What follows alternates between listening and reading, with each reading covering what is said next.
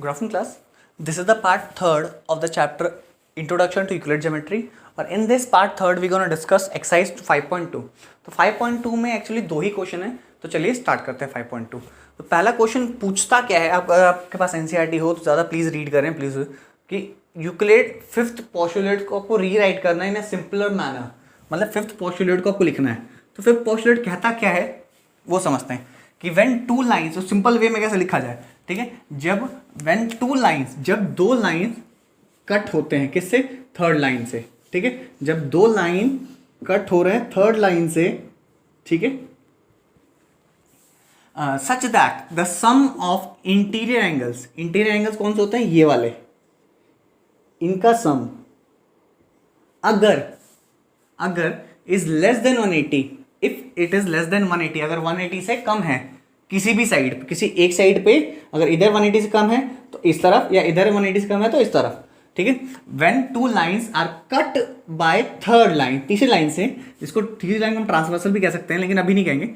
Some of the interior angles is less than 180, ठीक है, less then come होना चाहिए किस साइड, एक साइड पे. तब उस समय जो फर्स्ट टू लाइंस है, जो पहले दो लाइंस है, लाइंस ये L1 और ये लाइन L2, ये आपस में आगे जाके कहीं टकराएंगे अगर इनका एंगल का सम 180 डिग्रीज कम है. अगर 180 डिग्रीज कम है तो लाइन कुछ इस प्रकार से होंगे आपके लिए, मान लेते ये है, अगर ये 180 डिग्रीज कम है तो कुछ लाइन इस तरीके से होंगे, लाइन L1 L2, ठीक है. अब 180 डिग्रीज कम एंगल है तो जिस साइड सम 180 डिग्री से कम है तो उस साइड ये जाके आगे जाके टकराएंगे कहीं ना कहीं, ठीक है. तो that means the first two lines intersect on the same side, किस साइड, जिस साइड 180 डिग्री से एंगल कम है. तो ये आपका आंसर है सिंपल सा, when two lines are cut by the third line such that the sum of the interior angles is less than 180, कम है 180 से, देन ऑन वन साइड, किसी एक साइड पे, तो दूसरा साइड ऑब्वियसली ज्यादा होगा.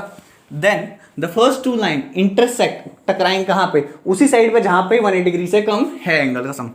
ये था फर्स्ट क्वेश्चन. अब आगे बढ़ते हैं क्वेश्चन नंबर सेकंड की तरफ.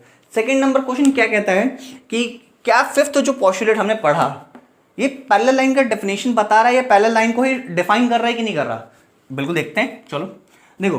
अगर 180, अगर इफ, ठीक है, सम ऑफ इंटीरियर एंगल इज 180, अगर 180 हुआ तो क्या होगा, अगर ये 180 डिग्री हुआ तब क्या होगा, अगर ये एंगल 180 डिग्री हुआ, इन दोनों का एंगल का सम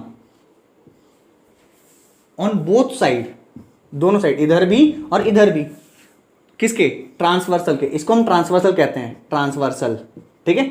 पूरा लिख नहीं रहा, चलो लिख देता हूं, वर्सल,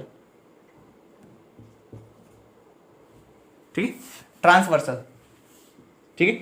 अगर देखें, अगर ट्रांसवर्सल के दोनों साइड का एंगल्स का सम, इस एंगल्स का सम और इस एंगल्स का सम अगर 180 दोनों हुए तो ये आपस में कभी टकराएंगे. देखो 180 कम हुआ तो जिस साइड कम हुआ उस साइड टकरा रहे हैं, 180 के ज्यादा हुआ इस साइड तो दूसरी साइड 180 कम हो जाएगा तो उस साइड टकरा रहे होंगे.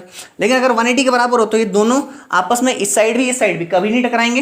That means they will never intersect each other, ये आपस में कभी भी टकराएंगे नहीं. अगर ये टकराएंगे नहीं इसका मतलब क्या है, वो एक तरीके से लाइंस क्या है, पैरेलल है. Then they are lines are parallel, then the lines are parallel. तो अगर कहना है का मतलब क्या है, 180 से मीन्स 180 डिग्री से जिस साइड कम होंगे उस साइड टकराएगा, इस साइड कम तो इस साइड कम तो इस साइड.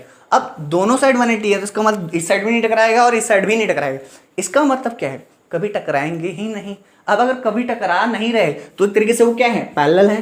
तो ये फिफ्थ पोस्टुलेट से क्या निकाल सकते हैं, हम निकाल सकते हैं कि ये लाइंस पैरेलल हैं, चेक कर सकते हैं कि नहीं कर सकते, बिल्कुल कर सकते हैं. तो फिफ्थ पोस्टुलेट से हमें पता लग रहा है कि लाइंस पोस्टुलेट पैरेलल हैं या नहीं है. तो इस तरीके से हमारा पार्ट थर्ड भी कंप्लीट होता है. 5.2 में सिर्फ दो ही क्वेश्चन है, ये थ्योरेटिकल ज़्यादा है, ठीक है.